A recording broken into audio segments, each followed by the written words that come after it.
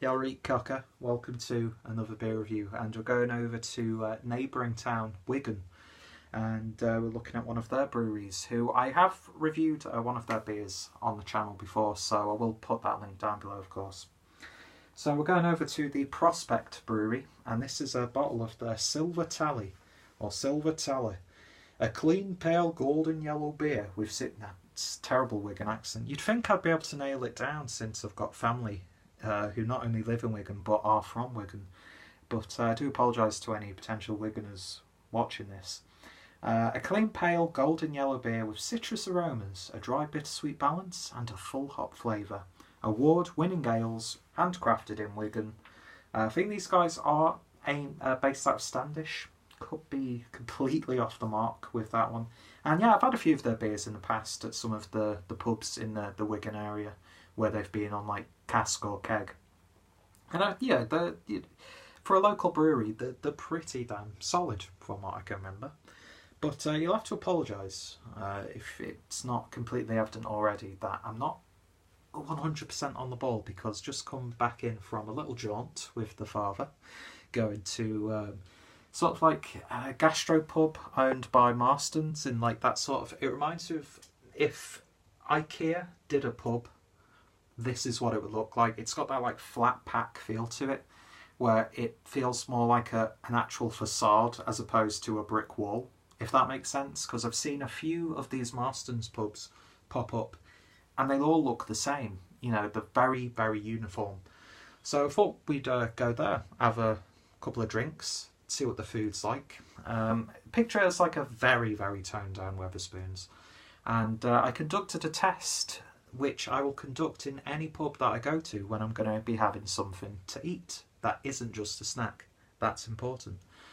And I conducted the Clueless Drinker steak and ale pie test, because if your pub is worth a damn, it will have produced a very solid steak and ale pie. It makes sense to me. Or, flip it around a bit, beer battered fish and chips. So if your gastropub, doesn't matter how big or small, if they can pull off an edible and tasty one, then you get my full backing. And it also helps if you've got a good range, which unfortunately, you'd think with how many breweries and beers Marston's have under their belt, there would be more than 2 beers. They had and I've completely forgotten it, and this is like take 5 because I've forgotten the name of the beer. Pedigree. They had Pedigree, and they had the Wainwright Golden Ale. I try and say that with a speech impediment 10 times. Yeah, the thing is they had like 6 or 8 different pumps on, and throughout those they only had 2, and I think the Pedigree ended up getting finished. So I know that they do rotational, and from Untapped they have had a nice range of primarily Marston's beers from across the board on tap. So hopefully next time I go there will be something different. So yeah, it's steak and ale pie, which actually was cooked with the Pedigree. I had a pint of Pedigree, and then I had a pint of Guinness extra cold, because I'm not going to apologise, because that's actually one of my favourite beers to have at a pub. It's just, I don't know, so drinkable, and it's like a meal in a glass as well. So it's like sort of like your savoury dessert, if that makes sense. Or maybe I'm just being a fat fuck as usual. I don't know. So yeah, that was good. Then we went to another local pub, and I had a and another beer that I've forgotten, but it is again another British classic. It's the one that Peter Kay advertised ages ago. It's got like is it a magnet or a horseshoe on the label? It's the best bitter. It's something John Thompson's, something extra smooth. I can't remember what it's called.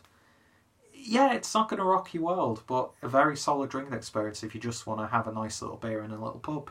You know what I mean? It's, as much as I love craft beer and all these weird and wonderful flavour profiles, it is just really satisfying every now and then when you're just having a casual drink.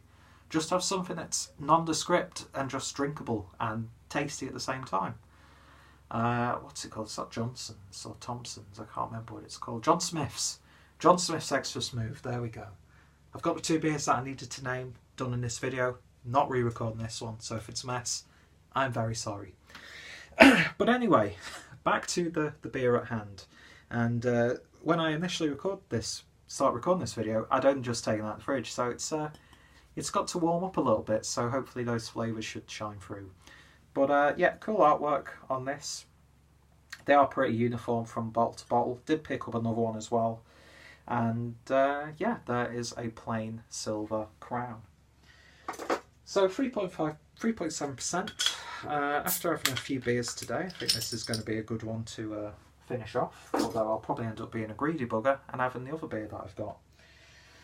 So, without any further ado, let's just pour this beer into the glass and get this mess of a review recorded. So, it's pouring very thin, as you would expect, for 3.7%. Just going to pour it all in. YOLO. No one says YOLO anymore, Peter. So on fleek. No, you're not going to restart this review, Peter. Just get on with it. So, beer in a glass then, and that is what you'd expect. Pretty much golden, straw-like in appearance. It's actually a little bit bold in its colour than I was expecting it to be. I was expecting it to be a little bit more yellow and a little bit more urine looking, if that makes sense. But yeah, lovely sort of golden copper colour to it. Nice clarity, gentle carbonation. Beer poured with about 1 finger's worth of a maybe ever so slightly off-white head. Let's give it a sniff. And it's got that very basic like hop profile mixing with that slightly sweet malt character that I do get a lot from beers like this. A little bit floral as well, when you don't stick your fucking nose in it.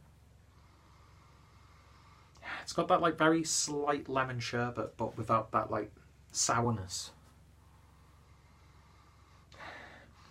Get a very slight Werther's Original aroma coming from it as well. Yeah, nice chewy caramel malts that are biscuity at the same time, sort of like a butter biscuit. Yeah, it's pretty inoffensive on the aroma, but the flavours there are really nice and subtle. So anyway, let's tuck into it. Cheers, guys, and sorry to the folks over at Prospect for this terrible review so far. And how'd you misplace a fucking bottle? Yeah, Prospect Silver Tally. Silver Tally? Don't know if that's a Wigan slang. Just get on with the beer, you beer. Jesus Christ.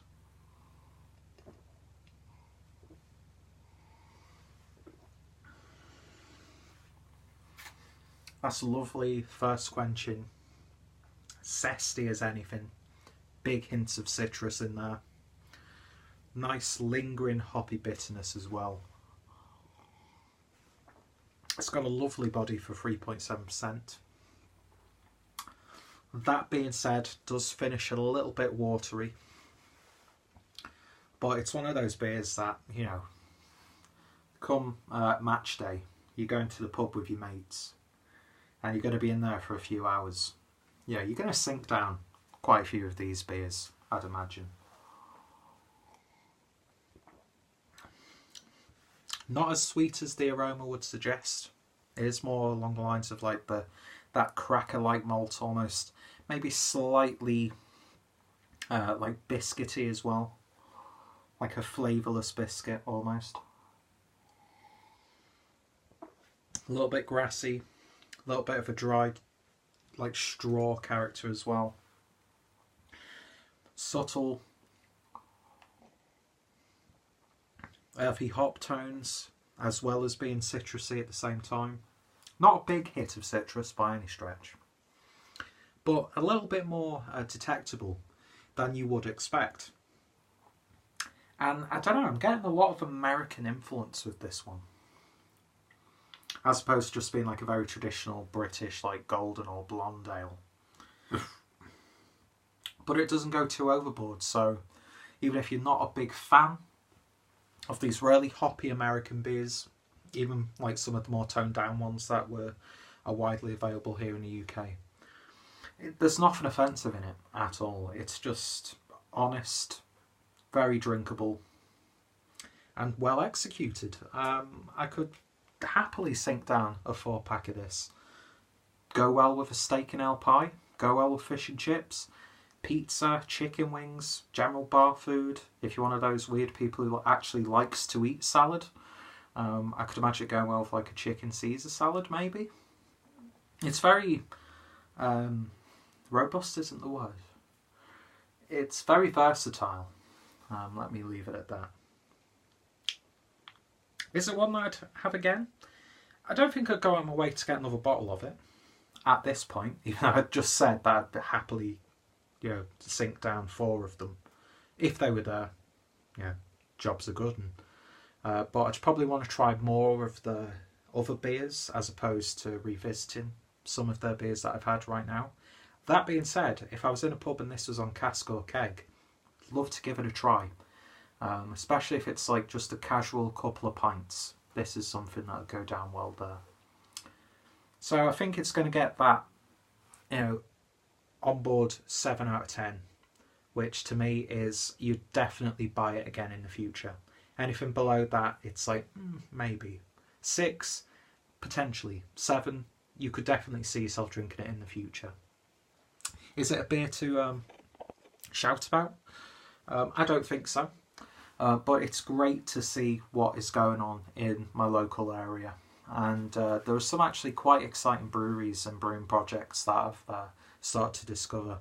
And it's great to see that there's a brewery out there that's going to cater to like the old school crowd. But I'd imagine they would have a few beers that are a little bit more left field and a little bit more bold in terms of the like hoppiness, because it's all about those hops apparently in this day and age. You either produce a really stonking Imperial Stout or an uber hoppy IPA or GTFO. That's what it seems like to me anyway. But I think when you're in the UK and you drink beers like this, they do tend to sort of, just like the macro lagers do, they sometimes just bleed into one another. So if you were to do a blind taste test, there really wouldn't be too much difference. But it's great to see beers like this where there's just that little bit of an extra hint to it and a little bit something special that just sets it apart from what is available. Like I said, not going to make you reassess the way you think about beer or anything like that. Don't think they're making beers like that. They just want to make good, honest beers for people to enjoy. And this is one of them. And I apologise for the absolutely horrendous review and my even more horrendous attempt at a Wigan accent. And yeah, this won't be the last time you see this brewery on this channel. Anyway, so if you've tried this beer or anything else from these guys, then of course let me know your thoughts and opinions down below. Got a nice selection of outtakes to add to a video as well, so there's always that. Let me know some about your local breweries. Are these guys available in your area? Give me suggestions for breweries for me to look out for, because you can be, you can find the most exciting beers in the strangest of places, and that's what I love about this hobby. So if you've got any recommendations, whether they're from Wigan or if they're from like the south of London, let me know. Terrible accent again, Peter. Just shut the fuck up and get this video done. If by chance any of my friends or fellow YouTubers have reviewed this one, their links are down below. Check out Prospect down below as well. Check out the review I did of, I think it was their mild that I did, which is props for them to actually produce a mild, because you very rarely see milds nowadays, which is a shame, because it is a fundamental part of British brewing culture, I find. And yeah, so I don't know, would this be classed as a pale ale or like a golden ale? I'm not too sure. I will put the style playlist down below so you can check out more examples of the style. And yeah, I'm just going to go and probably just end it all, because I've wasted your time, I've wasted my time, but at least I've got a good beer to drink before I finish myself. Don't go there, Peter. You do not want to go there.